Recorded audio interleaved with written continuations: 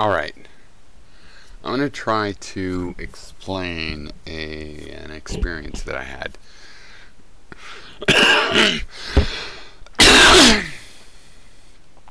And it's out of character.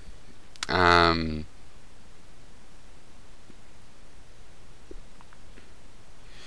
not the kind of thing I usually discuss, but I think I've mentioned it because I sort of have had I've kind of had for a while now, a full disclosure attitude, so I wouldn't avoid things, and they get mentioned, but you might not notice them. I don't think I've made a video just about this, and I want to try to see if I can explain it. I haven't prepared, didn't make any notes or anything, and I just thought that maybe it would be good to share this and see if I even can collect my memories on it. A formative experience when I was young, like 9 years old, maybe 10 or 9, I'm not sure.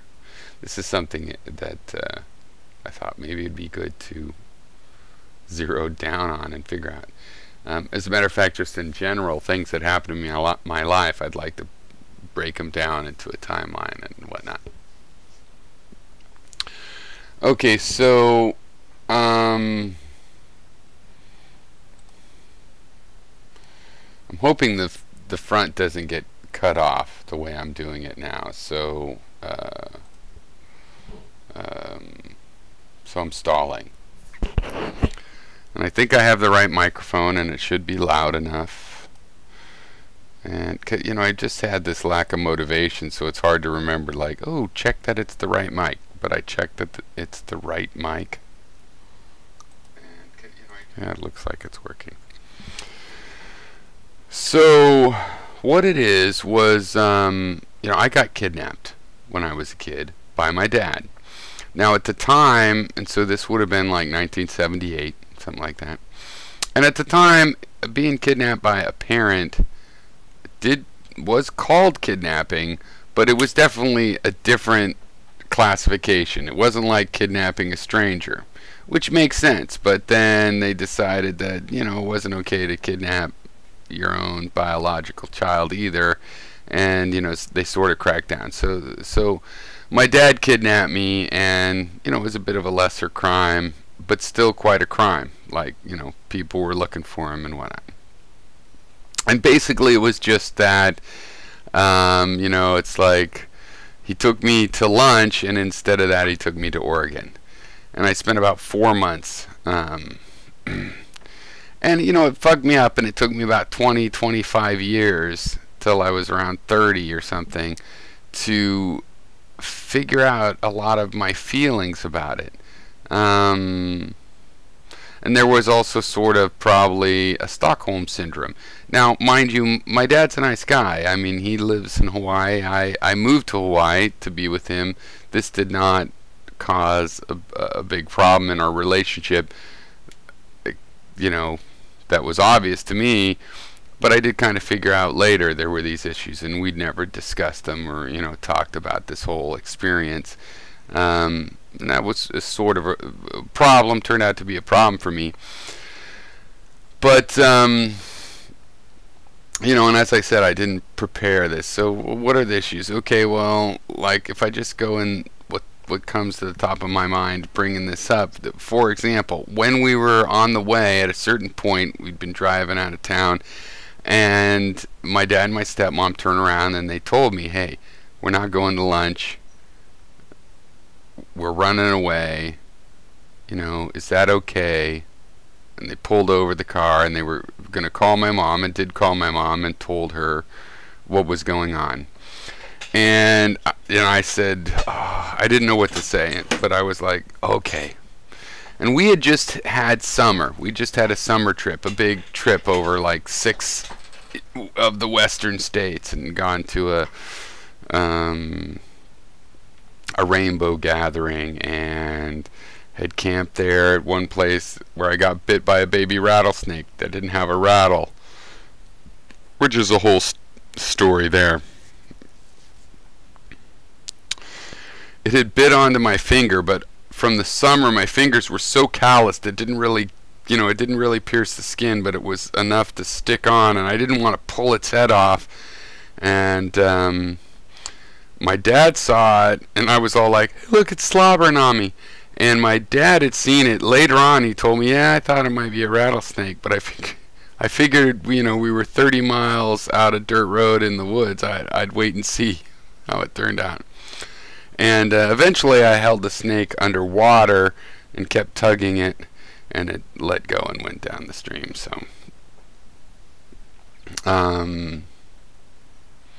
So we just had this summer vacation, and you know, and he'd come back with the idea of maybe you should live with us for a while, because my mom and dad divorced when I was like 2 or whatever, and they were 18 when they had me, and so, you know, I thought that was a good idea, and we had a meeting with my mom, and it was all emotional, but we agreed we'd do that. But then I went back to my mom's side of the family, my grandparents' house over there, and all the aunts and uncles, and there's like 5 of them, and my mom, and it was a big emotional turmoil. And then my mom had said, sure, we could do that, but then when she talked to my grandparents, it was like, no, you can't do that. And so she changed her mind, and then my dad decided to snatch me. Now, he was 28 at the time, and, you know, as I've grown older, it's really difficult to figure out, like, in what fucking frame of mind did you think that was going to work out? We were just going to live on the run forever or something? And what I found out over those 20 years where I finally figured it out is around 20 years later, I realized that I felt guilty. Because, you know, when we all came home, my dad spent a night in jail, dealt with some legal problems, and I had, you know, I knew it was kind of messed up in some sense, but I had never really dealt with it. And, you know, nobody really blamed me, but, you know, I did register people's concerns. And it wasn't until, like, I was, you know, 30 that I realized that I had been bearing this guilt, because they had pulled over and asked me, you know, okay, here's what's going on, okay, and then called my mom, that I'd run away, you know, and I wasn't the kind of kid that would run away. And I would feel guilty with that kind of thing. So, you know, and nobody blamed me, but it turned out I had blamed myself. And years later, I realized that I felt guilty and had felt guilty about it. You know, and around that time, I also realized that my, like, association with, like, my dad, like, we had gone to the Rainbow Gathering, all kinds of stuff. My dad was dropped out, tuned in. We had traveled in it with a teepee, you know, and going to campsites, putting up a teepee, and with my aunt and my cousin and stuff. A really great trip. And so I sort of had this, you know, drop out, tune in mentality because of that sort of Stockholm syndrome. I mean, I would have had it anyway, and there was a certain amount of naturalness to it because I was philosophical, and, you know, I got a lot of that from my dad. You know, so there was the guilt that I didn't realize that I was feeling this time, and, you know, because I was brought back 4 months later, and which was great, better than trying to be on the run my whole life. And but also I sort of had a, you know, this idea that, oh, people are keeping me from my dad and things like that. I got this sort of mindset that took many years to penetrate. And you know, and everything was good. Of course, I was treated great, and, you know, it was what I call a stupid parent trick. And, you know, my dad felt justified because, like, a year or 2 before, my mom had joined the military, gotten deployed to Berlin. I had been sent to Berlin for just a summer vacation visit, and my mom at the end of the summer had decided not to send me back, and so my dad felt like I'd been kidnapped at that point as well. So, you know, obviously at that point you have every right to have retribution and kidnap the kid again, because the kid, Yeah, well, the difference was in the second case I was asked. In the first case, I didn't even know what was going on. I mean, I was like 8, and it was like, oh, I'm still here. Oh, I'm going to school. Oh, I didn't know I was going to school here. Learn something new every day. So yeah, I had this burden of guilt. It turns out, and also this orientation towards this hippie thing, which, since my dad was so young, by the time I was in my mid-30s, he was, he's still a hippie today, but he kind of reverted a little bit to the redneckness of,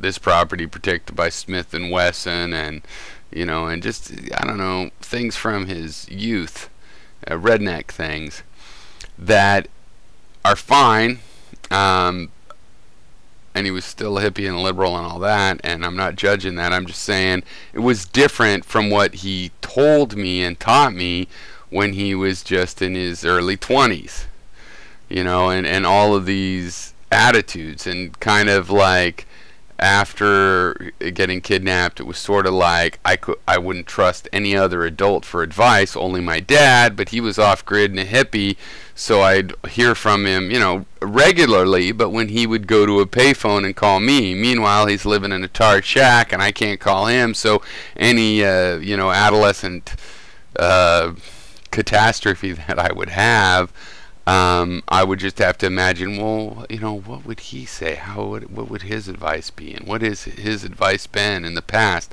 And then do it on my own. So I ended up kind of, from 11 on, sort of raising myself in the sense that I wouldn't really listen to anyone but my dad, and I couldn't talk to my dad often enough to, impact my life during the year. I basically spent the summers with my dad. And yeah, I think this was one of the huge things. Another thing that I mention a lot more is my mom moved a lot, and I went to 2 schools every year, except for 2nd grade when I was with my dad before my mom kept me in Berlin. So between those 2 things, this is sort of formative on where any emotional troubles, major emotional troubles that are themes to my life, come from. So I did figure it out, and I eventually talked to my mom, and I was like, and she was not upset about it. It was an old thing to her. We all had dealt with it. It would seem. But I did eventually, I think I was 33 when I just told my mom, it's like, Mom, I never realized. And I know you don't blame me. Nobody blamed me. I was just a kid. I was stupid, and it wasn't really my decision or anything. Certainly wasn't. But there was parts of it that was my, where I was given a decision. Who knows if it would have been the deciding factor or not. But, I felt guilty, and I wanted to say sorry, and I had never actually said sorry. My grandmother had talked to me at one point and said, look, this was really hard on us, and if something like that happens again, you always have to call me, because she had taught me her phone number, from the earliest days of my life, for this kind of eventuality. It's like, well, if you get lost or somebody snatched you or something. And I didn't call, and I knew I could have done any of that. And so I realized that I felt guilty for that. And, without even judging myself of whether I should feel guilty, kids still have their own actions, and whether you should feel guilty or it's somebody else's responsibility or whether responsibility is shared, I felt responsible because of the parts of the decisions I had made. So I apologized, and she was like, that's not necessary. But it was really necessary for me. It made me feel a lot better about it. And then I went to Hawaii, and I had seen my dad constantly throughout the years. Even after that, there were some supervised visits for a year or 2, but my mom was like, you need to know your dad. And so I did keep seeing him, and then when I was 18, I started visiting, and, it's a fine relationship, and I have 3 siblings through my dad and my stepmom that I've known forever. And because that's a whole nother thing, that my dad met my stepmom through my mom's relationships. Like, my stepmom was close with my granddad, who had died before I was born, and my step-granddad, I thought was my biological granddad, turned out not to be my biological granddad, and my stepmom was the one that told me, and she's not clear on, what? You didn't know that? But yeah, I didn't know that.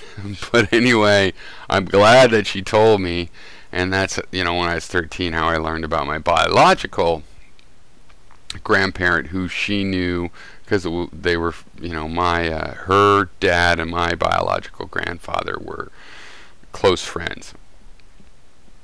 And so I went over there, knowing them, and had been visiting for years. And I sorted a lot of stuff out from 34 to 47 when I was in Hawaii. And really, that cleared a lot of my confusion about what I've been through in my life, because just finishing that and finding out, hey, if I, what are these people like, and what's the difference between my childhood idea and my adult idea, and with June dying, it didn't all work out so well, in a way it's hard to separate out things. But I love them. I love my dad, that side of my family, and my mom. I feel like I managed to figure a lot of stuff out, and I also figure out that around 30, I'd already figured out this stuff about feeling guilty about the kidnapping stuff, and it was more like, hey, I'll have a few years to address those issues, and I addressed those issues, and by the time I was 40, and after that, I just happened to be living in Hawaii with family. And I think that everybody has complicated things in their life that they're dealing with, and so I wouldn't say mine is worse. It's at all. It's probably better than a lot of people who, at least those that know they have things to think through. But it was still kind of a mind fuck. So yeah, I'm not going to summarize it up and say what that all means. I just figured I would convey it, and to see if I could convey it. And now I'll check if there's any comments. Okay, there is one person here, unsubbed, who doesn't say how many people are watching. Okay, 4 watching, but one person comment. Unsub surf. Modern monetary theory, what you think? Sorry to interrupt you. Saw you talk on physics. I think modern monetary theory is very fascinating, and that we, along with the Henry George model of a single tax, that these are huge clues into ways to organize our economy. I think taking the ideas from MMT, it occurs to me that one way of putting it is that you could have no taxes, and instead of taxes, every year the government just prints however much money it plans to spend, and that causes some inflation, and though not necessarily if other things are going on, right? But it causes inflation, but other things could still balance that out. But let's say everything else is equal. Just printing that money causes inflation, and that's how you pay taxes. You pay taxes through inflation, right? You pay taxes. So, if they make the inflation crazy 5,000%, oh, that sucks. But if the inflation is just 10 or 15%, then you're ahead of the game. So the fact is that would work in the sense that you could do that. You could just print the money and have inflation. Now, it wouldn't work well if the inflation was too high, but if you look at the U.S. economy, the amount of money supply and how much the taxes are, it wouldn't necessarily be that bad. And the idea is that the government's ability to print money, yeah, it is like a debt.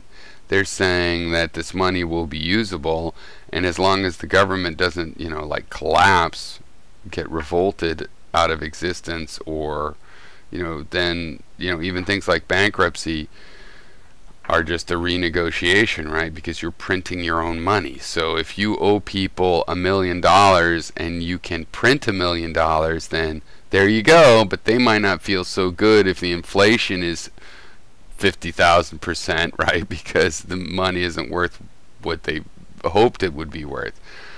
But if there was a reason, some other mechanisms to keep the amount reasonable, then then your inflation could be 10% or 15%, and that would be how people pay taxes. And it would be pretty fair, right? Assuming people have a way to keep a living wage, right? So employers would have to pay that tax indirectly by raising people's wages. So since everybody wants their own little cut and they don't want to share the burden, it's not a solution in and of itself. And also, that's not what MMT says, but to me it implies this idea. If the fact that the government prints the money means that the government spending money is fundamentally different. The government budget is fundamentally different from a household budget, or from the budget of a country or a state that doesn't have control of its own currency. So I'm a big fan of that. And his second comment was just never mind, I already asked you. So yeah, I don't know what anybody makes about that. I don't really expect any replies. I was thinking of turning comments off, but I'm not going to bother to do that. But if you do have a reply, then I'd be interested to hear what you say about that. This is, a thing that's past for me, but still, is active enough in my psychology that I don't know if I even explained it all, if you would even understand what happened. I was kidnapped, but it was by my dad, so maybe you wouldn't consider that kidnapping, or they didn't back then. But they did, but it wasn't as serious as kidnapping a stranger, which I agree, it definitely wasn't. I had a good time during that experience. It was only like these 20 years later, 25, from 20 years later to 25 years later, that I sort of realized the immense psychological impact that I'm sure affected, who I am today, which, more or less I'm fine with. So, it's all good. It's all well that ends okay. It's all okay that ends okay. All right. Cheers and adios. And hopefully the front didn't get caught off, and if it did, this video might be even more confusing than I think it might be anyway. Alright, cheers.